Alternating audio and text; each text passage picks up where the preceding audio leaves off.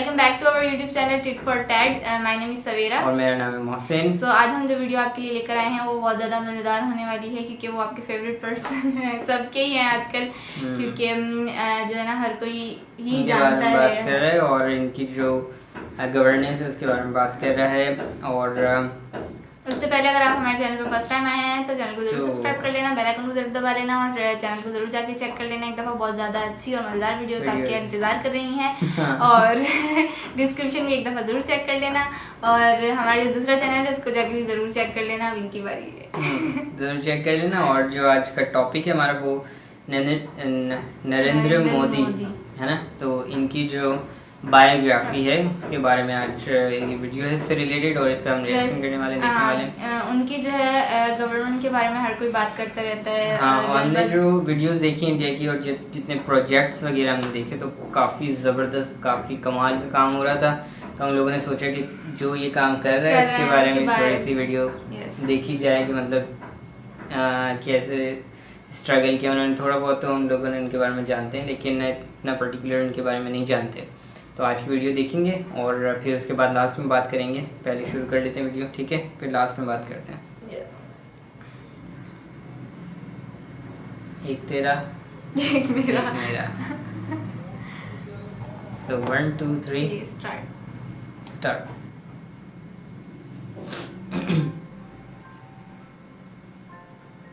डरते तो वो हैं जो अपनी छवि के लिए मरते हैं। मैं तो हिंदुस्तान की छवि के लिए मरता हूँ और इसीलिए किसी से भी नहीं डरता हूँ। ऐसा कहना है दुनिया के सबसे शक्तिशाली लोगों में शामिल भारत के सबसे लोकप्रिय प्रधानमंत्री नरेंद्र मोदी का, जिन्हें हमारे देश की राजनीति की वजह से आप प्यार करें या फिर नफरत, लेकिन उनके कार्यों को अनदेखा नहीं कर सकते।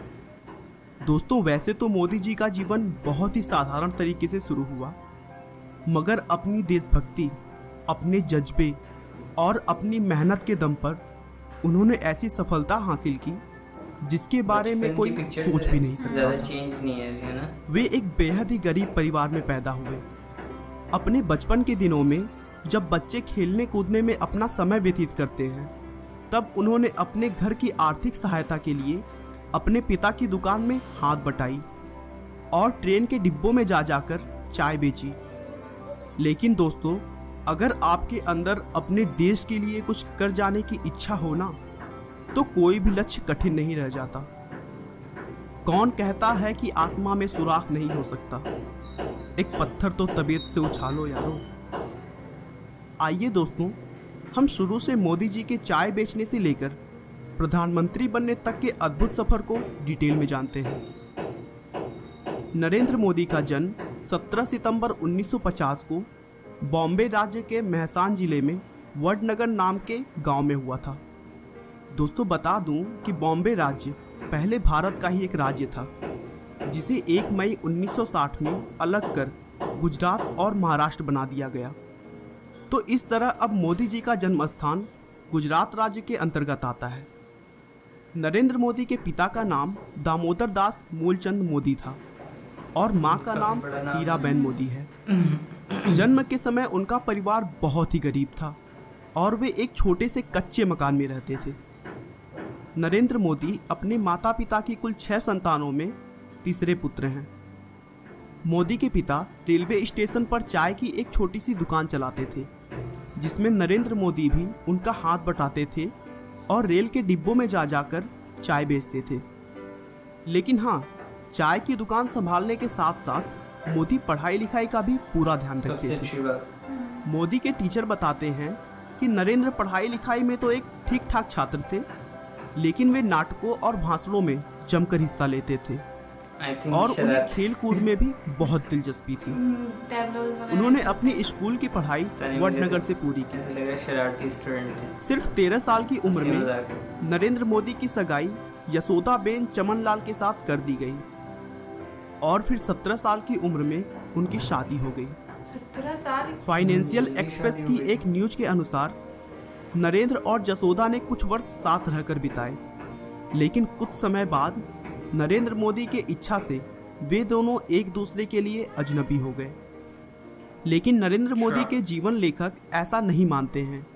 उनका मानना है कि उन दोनों की शादी जरूर हुई, लेकिन वे दोनों एक साथ कभी नहीं रहे। शादी के कुछ वर्षों बाद नरेंद्र मोदी ने घर छोड़ दिया और एक तरह से उनका वैवाहिक जीवन लगभग समाप्त सा हो गया। नरेंद्र मोदी का मानना है कि एक शादीशुदा के मुकाबले अविवाहित व्यक्ति भ्रष्टाचार के खिलाफ ज़्यादा जोरदार तरीके से लड़ सकता है, क्योंकि उसे अपनी पत्नी, परिवार और बाल बच्चों की कोई चिंता नहीं रहती। सही बात है। वैसे बचपन से ही मोदी में देशभक्ति कूट कूट कर भरी थी।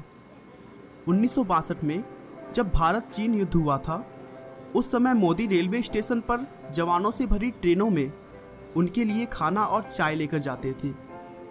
1965 में भारत पाकिस्तान युद्ध के समय भी मोदी ने जवानों की खूब सेवा की थी। 1971 में वे आरएसएस के प्रचारक बन गए और अपना पूरा समय आरएसएस को देने लगे। वे वहां सुबह 5 बजे उठ जाते और देर रात तक काम करते।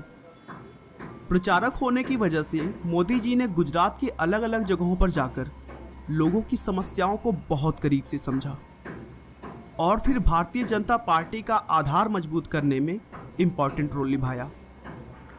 1975 के आसपास में राजनीति क्षेत्रों में विवाद की वजह से उस समय की प्रधानमंत्री इंदिरा गांधी ने कई राज्यों में आपातकालीन घोषित कर दिया था और तब आरएसएस जैसी संस्थाओं पर भी प्रतिबंध लगा दिया गया था। फिर भी मोदी चोरी छिपे देश की सेवा करते रहे और सरकार की गलत नीतियों का जमकर विरोध किया। उसी समय मोदी जी ने एक किताब भी लिखी थी जिसका नाम संघर्ष माँ गुजरात था। इस किताब में उन्होंने गुजरात की राजनीति के बारे में चर्चा किया था। उन्होंने आरएसएस के प्रचारक रहते हुए 1980 में गुजरात विश्वविद्यालय से राजनीति विज्ञान में पीजी की डिग्री प्राप्त की। आरएसएस में बेहतरीन काम को देखते हुए उन्हें भाजपा में नियुक्त किया गया, जहां उन्होंने 1990 में आडवाणी की अयोध्या रथ यात्रा का भव्य आयोजन किया, जिससे भाजपा के सीनियर लीडर्स काफी प्रभावित हुए। आगे भी उनके अद्भुत कार्य की बदौलत भाजपा में उनका महत्व बढ़ता रहा। आखिरकार मोदी की मेहनत रंग लाई और उनकी पार्टी ने गुजरात में 1995 के विधानसभा चुनाव में बहुमत में अपनी सरकार बना ली। लेकिन मोदी से कहासुनी होने के बाद शंकर सिंह बघेला ने पार्टी से रिजाइन दे दिया। उसके बाद केशुभाई पटेल को गुजरात का मुख्यमंत्री बना दिया गया और नरेंद्र मोदी को दिल्ली बुलाकर भाजपा में संगठन के लिए केंद्रीय मंत्री का रिस्पॉन्सिबिलिटी दिया गया। मोदी जी ने इस रिस्पॉन्सिबिलिटी को भी बखूबी निभाया। 2001 में केशुभाई पटेल की सेहत बिगड़ने लगी थी और भाजपा चुनाव में कई सीटें भी हार रही थी। इसके बाद भारतीय जनता पार्टी ने अक्टूबर 2001 में केशुभाई पटेल की जगह नरेंद्र मोदी को गुजरात के मुख्यमंत्री पद की कमान सौंपी। नरेंद्र मोदी ने मुख्यमंत्री का अपना पहला कार्यकाल 7 अक्टूबर 2001 से शुरू किया। इसके बाद मोदी ने राजकोट विधानसभा चुनाव लड़ा, जिसमें उन्होंने कांग्रेस पार्टी के अश्विन मेहता को बड़े अंतर से मात दी। मुख्यमंत्री पद पर रहते हुए मोदी ने बहुत ही अच्छी तरीके से अपने कार्यों को संभाला और गुजरात को फिर से मजबूत कर दिया। उन्होंने गांव-गांव तक बिजली पहुंचाई, टूरिज्म को बढ़ावा दिया। देश में पहली बार किसी राज्य की सभी नदियों को एक साथ जोड़ा गया, जिससे पूरे राज्य में पानी की प्रॉब्लम सॉल्व हो गई। एशिया के सबसे बड़े सोलर पार्क का निर्माण भी गुजरात में ही हुआ। और इन सब के अलावा भी उन्होंने बहुत सारे अद्भुत कार्य किए और देखते ही देखते गुजरात को भारत का सबसे बेहतरीन राज्य बना दिया और वह खुद गुजरात के सबसे लोकप्रिय मुख्यमंत्री बन गए। लेकिन उसी बीच मार्च 2002 में गुजरात के गोधरा कांड से नरेंद्र मोदी का नाम जोड़ा गया। इस कांड के लिए न्यूयॉर्क टाइम्स ने मोदी प्रशासन को जिम्मेदार ठहराया और फिर कांग्रेस सहित अनेक विपक्षी दलों ने उनके इस्तीफे की मांग की। दोस्तों, गोधरा कांड में 27 फरवरी 2002 को गुजरात के गोधरा नाम के शहर में रेलवे स्टेशन पर साबरमती ट्रेन के S6 कोच में आग लगाए जाने के बाद 59 लोगों की मौत हो गई थी, जिसके बाद पूरे गुजरात में सांप्रदायिक दंगे होना शुरू हो गए। और फिर 28 फरवरी 2002 को गुजरात के कई इलाकों में दंगा बहुत ज़्यादा भड़क गया, जिसमें 1200 से अधिक लोग मारे गए। इसके बाद इस घटना की जांच के लिए उच्चतम न्यायालय ने विशेष जांच दल बनाई और फिर दिसंबर 2010 में जांच दल के रिपोर्ट के आधार पर फैसला सुनाया कि इन दंगों में नरेंद्र मोदी के खिलाफ कोई ठोस सबूत नहीं मिला। नरेंद्र मोदी ने गुजरात में कई ऐसे हिंदू मंदिरों को भी ध्वस्त कराने में थोड़ा सा भी नहीं सोचा जो सरकारी कानून कायदों के मुताबिक नहीं बने थे। हालांकि इसके लिए उन्हें विश्व हिंदू परिषद जैसे संगठनों का भी विरोध झेलना पड़ा, लेकिन उन्होंने इसकी थोड़ी सी भी परवाह नहीं की और देश के लिए जो सही था उसी काम को करते रहे। उनके अच्छे डिसीजंस और कार्यों की वजह से गुजरात के लोगों ने मोदी को 4 बार लगातार अपना मुख्यमंत्री बनाया। गुजरात में मोदी की सफलता देखकर बीजेपी के सीनियर नेताओं ने मोदी को 2014 के लोकसभा चुनाव का प्रधानमंत्री उम्मीदवार घोषित किया, जिसके बाद मोदी ने पूरे भारत में बहुत सारी रैलियां की और साथ ही साथ उन्होंने सोशल मीडिया का भी भरपूर लाभ उठाया और लाखों लोगों तक अपनी बात रखी। मोदी के अद्भुत विकासशील कार्य, उनके प्रेरणादायक भाषण, देश के लिए उनका प्यार और उनकी सकारात्मक सोच की वजह से उन्हें भारी मात्रा में वोट मिले और वे भारत के 15वें प्रधानमंत्री बने। दोस्तों, नरेंद्र मोदी एक बहुत ही मेहनती व्यक्ति हैं।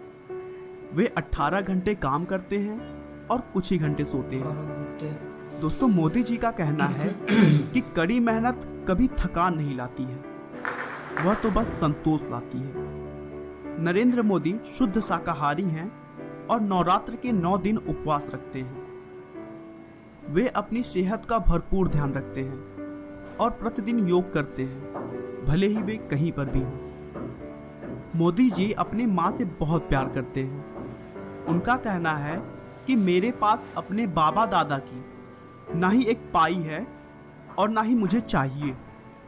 मेरे पास अगर कुछ है तो अपनी माँ का दिया आशीर्वाद। आपका बहुमूल्य समय देने के लिए बहुत बहुत धन्यवाद। इस वीडियो को लाइक करके आप हमारा मनोबल बढ़ा सकते हैं। दोस्तों, अगर आप हमारे वीडियो को मिस नहीं करना चाहते